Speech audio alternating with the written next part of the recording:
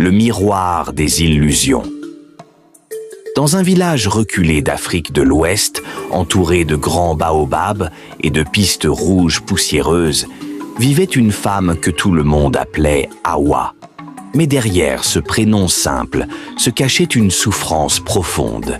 Hawa était très grosse, pas simplement ronde, mais d'une corpulence qui attirait tous les regards, souvent moqueurs, rarement bienveillants. Depuis son enfance, elle avait grandi avec les rires étouffés, les murmures et les regards de pitié. « Regarde-la, qui va vouloir d'elle ?» disaient les femmes au marché. « Moi ? Jamais !» répondaient certains hommes en riant. À chaque fois qu'un homme venu de la ville arrivait au village pour chercher une épouse, toutes les jeunes femmes se préparaient. Pagne neuf, tresses soignées, parfums traditionnels. Hawa, elle aussi, espérait en silence.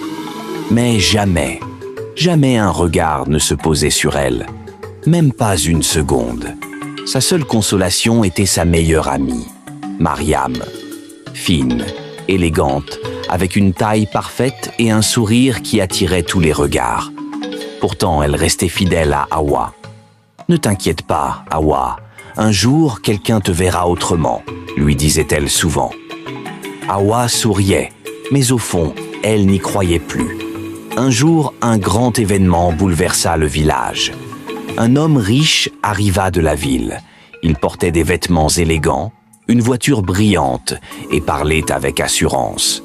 Toutes les femmes étaient en effervescence. Comme toujours, Hawa espérait, sans trop y croire. Mais ce jour-là, le destin frappa autrement. L'homme choisit Mariam. Le village explosa de joie. « Elle le mérite !» crièrent certains. Hawa resta figée. Elle regardait sa meilleure amie, partagée entre la joie et une douleur qu'elle ne pouvait plus cacher. Le soir, seule dans sa case, elle éclata en sanglots. « Pourquoi pas moi ? Pourquoi jamais moi ?» C'est cette nuit-là que tout bascula. Le lendemain, une vieille femme s'approcha d'elle discrètement au marché. « Si tu veux changer ton destin, va voir le féticheur de la forêt noire. » Hawa hésita, mais le désespoir était plus fort que la peur. Elle marcha longtemps, très longtemps, jusqu'à atteindre une clairière sombre où se trouvait une petite case mystérieuse. À l'intérieur, un vieil homme aux yeux perçants l'attendait déjà. « Je sais pourquoi tu es là, » dit-il calmement. Hawa tremblait. « Je veux être belle, être désirée, être choisie. » Le féticheur resta silencieux un moment, puis sortit un petit miroir ancien. « Ce miroir est magique. Chaque nuit, quand tu te regarderas dedans, tu deviendras mince, belle, irrésistible. » Les yeux d'Hawa s'illuminèrent. « Mais, » ajouta-t-il en levant un doigt, « il y a une condition. Avant 5 heures du matin, tu dois être rentré chez toi. Sinon, la transformation disparaîtra, où que tu sois. » Hawa répondit sans réfléchir. « J'accepte. » Dès le premier soir, elle essaya. À minuit, elle se regarda dans le miroir. Et son corps changea. Sa silhouette devint fine, ses traits harmonieux, sa peau éclatante. Elle ne se reconnaissait même plus. « C'est moi !» Elle sortit dans le village. Les regards changèrent immédiatement. « Qui est cette femme ?» murmuraient les hommes. Très vite, elle attira l'attention. Les hommes qui l'avaient rejetée autrefois venaient vers elle. « Tu es magnifique. Comment t'appelles-tu » Hawa, transformée, souriait avec assurance. Mais au lieu de rester humble, elle changea. Elle se mit à fréquenter tous les hommes qui l'avaient autrefois humiliée. « Maintenant, c'est moi qui choisis », disait-elle avec fierté. Elle séduisait, manipulait, détruisait. Des couples commencèrent à se briser. Des mariages se détruisirent. « C'est cette femme, elle est dangereuse », disaient les villageois.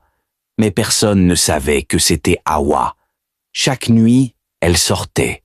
Chaque nuit, elle brillait. Et chaque matin, avant 5 heures, elle rentrait, redevenant la Hawa que tout le monde ignorait. jusqu'au jour où tout dérapa. Une grande fête avait lieu dans une ville voisine. Musique, lumière, danse. Hawa ne pouvait pas résister. Juste cette fois, je rentrerai à temps, se dit-elle. La nuit avançait. Elle dansait, riait, séduisait encore. Un homme lui murmura « Reste encore un peu ». Elle hésita, puis resta. 3 heures, 4 heures. Elle regarda l'heure. 4h45.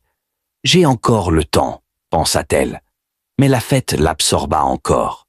Quand elle leva les yeux, 5h01. Un frisson parcourut son corps. Non, non. Et soudain, son corps changea, en plein milieu de la piste de danse, devant tout le monde. Sa silhouette redevint celle qu'elle avait toujours eue. Silence total. Puis des cris. Mais, c'est quoi ça? Les gens reculèrent. Certains sortirent leur téléphone. Des journalistes présents commencèrent à filmer. Une transformation en direct. Hawa tomba à genoux, en pleurs. Ce n'est pas ce que vous croyez. Mais c'était trop tard. La vidéo fit le tour du pays. Elle fut arrêtée quelques jours plus tard. Les autorités ne comprenaient pas. Fraude, sorcellerie, manipulation. Elle resta en prison, silencieuse, brisée. Puis, un matin, elle avait disparu, sans trace. La cellule était fermée. Les gardiens n'avaient rien vu. Aucune explication. Certains disent que le féticheur est venu la reprendre. D'autres pensent qu'elle a été engloutie par la magie qu'elle avait utilisée. Mais personne, absolument personne, ne l'a jamais revue. Et dans le village, on raconte encore son histoire. Une histoire qui fait réfléchir. Chercher à devenir quelqu'un d'autre pour être accepté peut te faire perdre ton âme. La beauté extérieure attire les regards, mais le cœur et les actions déterminent ta véritable valeur. Les histoires de Waddle, abonnez-vous et likez.